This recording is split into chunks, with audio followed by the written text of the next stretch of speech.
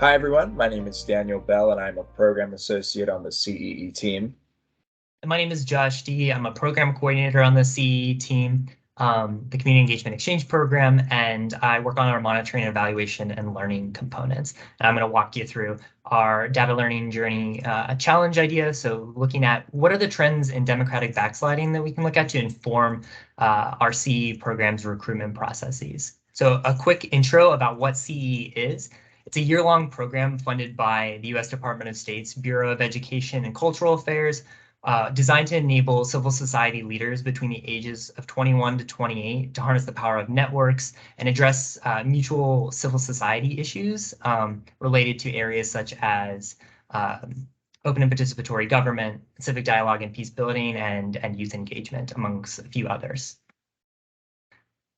But looking at what is our problem statement. So according to Freedom House's Freedom in the World report, it is the 16th consecutive year where global freedom has declined. You can see in the graphic to the right from Freedom House's most recent 2022 report, the trends over the last couple of years where more countries have declined in their freedom ratings than have increased their scores.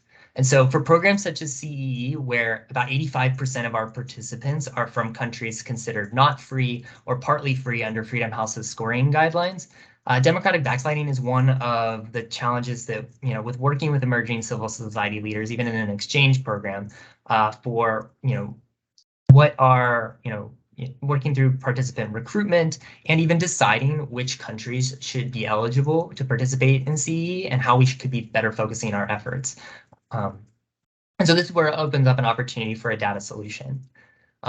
So taking an idea to better understand the regions that we work with and the countries that could be eligible for CEE in the future, it's critical to develop a tool or some type of dashboard that brings together the rich information that's out there from Freedom House's open source databases, as well as our program's internal recruitment data to make more informed decisions for selecting eligible countries, working with our donor to determine those, and participating and looking at participant recruitment processes specifically.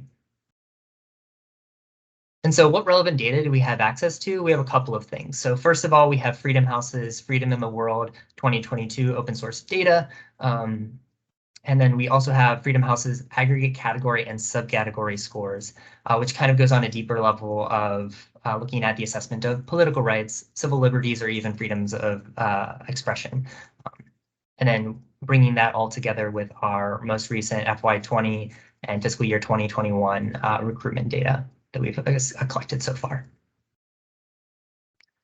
And so what is our solution and who are our target users? So we look to develop a platform or a dashboard that allows for cross-filtering and analysis of information collected from between Freedom House's open source data and CE's recruitment data across years to make more informed decisions for selecting participant countries and informing participant recruitment.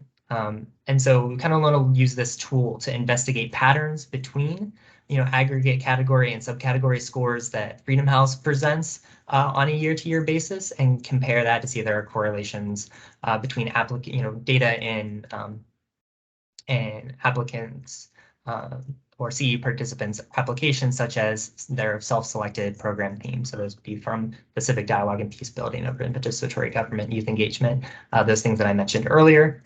And then in the long term, as we've only collected 2 years of data, as we collect even more years of participant application information, trying to see if we can create some type of predictive model that helps our team to anticipate theme preferences of an applicant cohort based on these trends, and to better focus, recruitment materials. And kind of looking at, so who are our target users for this? So all of this will be very helpful to our recruitment team. This could be a valuable resource to expand to other IREX programs that work on similar topics, and as well as the Department of State, who's also looking at how can we better select the countries and that we work with, and better use our resources to open up this program to countries that could really use the support of CE.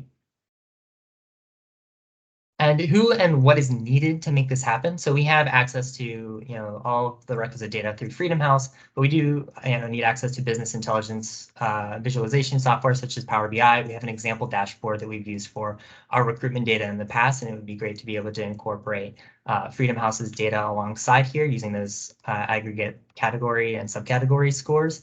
And then using the assistance from the Center for Applied Learning and Impact at IREX to use maybe some predictive modeling expertise to taking these trends and using them to create some predictions out of them as we have access to more and more data down the line. But that's a long-term solution. So yeah, thank you so much for your time and your attention today. We really look forward to receiving your feedback and answering any additional questions that you may have about our data learning challenge. Thank you.